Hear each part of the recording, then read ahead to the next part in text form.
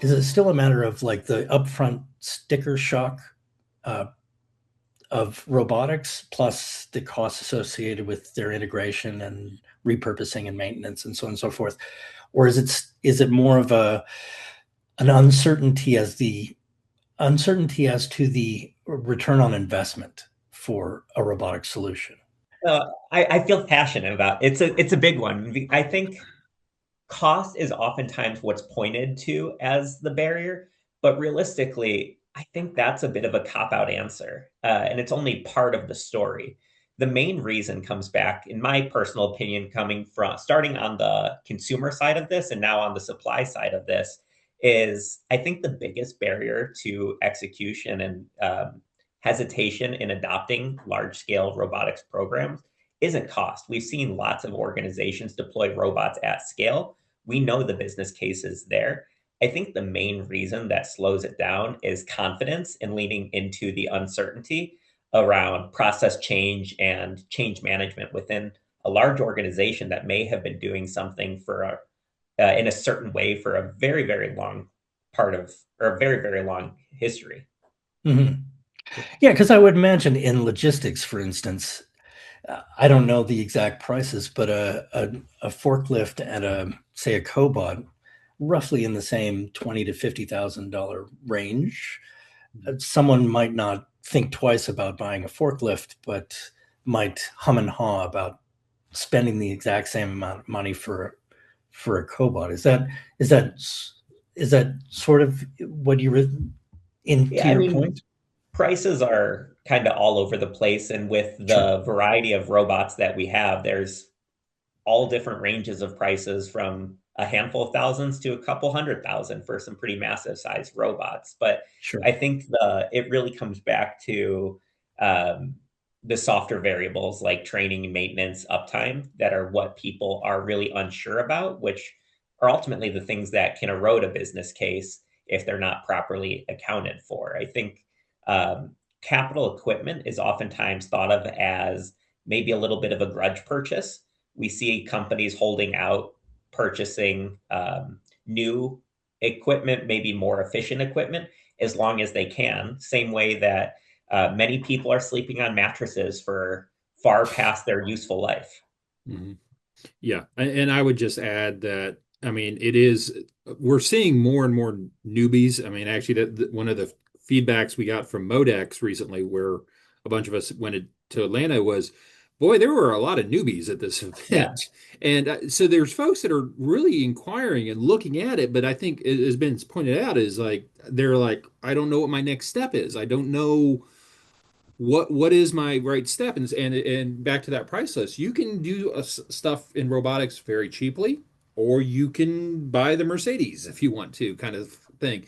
So I think one of the challenges going forward for a lot of folks, and definitely anyone that's on the webinar listening to this, is how are you going to reach those newbies? How are you going to get them to take that first step, get past those fears? Because yes, there is a lot of fear here of like, am I making the right decision? Am I buying the right piece of equipment? Where am I going to be in a year from now with this? I mean, so there's so many questions, and it's hard of like, how do you even start answering those questions for them? Because they're all coming from different points of view, different budget requirements. How do you calculate ROI? Because it's not really a straight fix anymore of, oh, I pay this worker $15 an hour, I'm going to replace.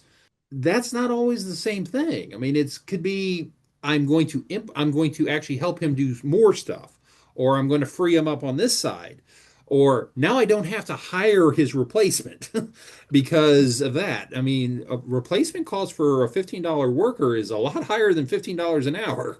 So, but it's like all these different equations are coming at them, and they're like, I don't know where to start. And I think that's where the industry really is going to need to provide some more guidance, is how do you bring people into the journey and show them where their pathway might be? Because everyone's going to be different. Right. Are there general, obviously everyone's going to have different applications, different sort of problems.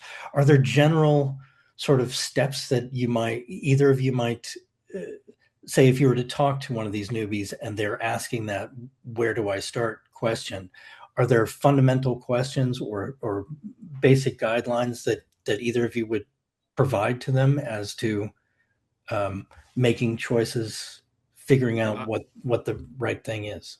I always start with, let's find your lowest hanging fruit. Where's the quick win to give you some confidence? And like I know in logistics, like a palletizing robot, that's a quick win. If you're building pallets all day long, that should be something you automate, especially if it's the same box over and over again. So you're not even have to getting into fancy, oh, I'm building multi-SKU pallets. I'm building the same box pallet over and over again. That is a simple, quick win. Let's get you started on something like that. Get that confidence going, showing you where you're going to win on this, and go from there. So that's just one example. But I always like try and find that quick win. Ben, your thoughts? I mean, that's definitely a big one is the quick win builds confidence, and that will increase the rate of adoption later on. The other thing is the most successful companies, in my opinion, are the ones that don't pretend to know everything. So reach out to integrators, to partners, to that have more of an exploratory and consulting mindset rather than the ones that are trying to shoehorn in their solution or their product into your operation. Because while everyone may say every warehouse is the same, there's a lot of nuance in each and every customer's operation and product and how they do things. So the best way to start is with a lot of questions to understand, is the process you're trying to automate stable and is it optimized for automation, or are you just going to be putting a band-aid on a very large issue?